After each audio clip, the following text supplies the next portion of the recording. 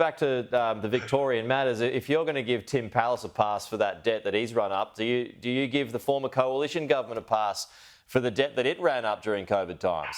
No, I'm not critical of the debt that was run up by the former federal government. But what is utterly hypocritical is Angus Taylor pretending that they didn't run it up for good purpose. And then going, oh my God, look at the size of the debt. Angus, you ran it up. We've been reducing the debt. So you don't get to go, my God, this is the worst thing in the world. There's all this debt. The only way Angus's prescriptions can be delivered is to plunge the economy into recession.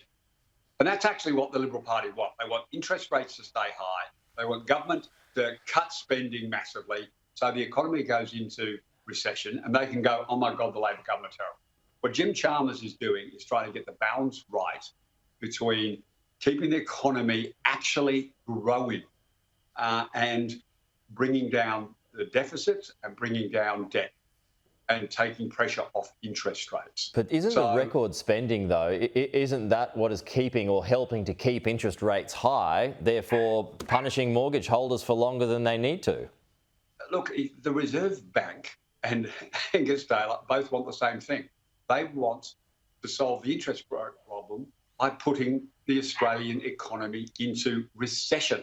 It is the job of a government, especially a Labor government, to ensure that unemployment doesn't start running off, that the economy grows, that real wages rising. And that's where the real hypocrisy of the Reserve Bank, well, to be fair, Michelle has said, hey, I expect another 100,000 Australians to be on the unemployment queue to get interest rates down. Well, that's not the way the Labor government views it. They're not going to slash and burn government spending, the only thing keeping the economy out of recession. The only thing. And so Angus Taylor can sit there and complain about the size of the debt that his government ran up and say it's not being brought down fast enough. But his real agenda is simply put the Australian economy into recession. OK. Stephen, we will leave it there. I think this might be the last time we chat. It is. So Merry Christmas. Yeah, same to you. Merry Christmas. And your cat. I'm disappointed that your cat didn't make an appearance for this final effort.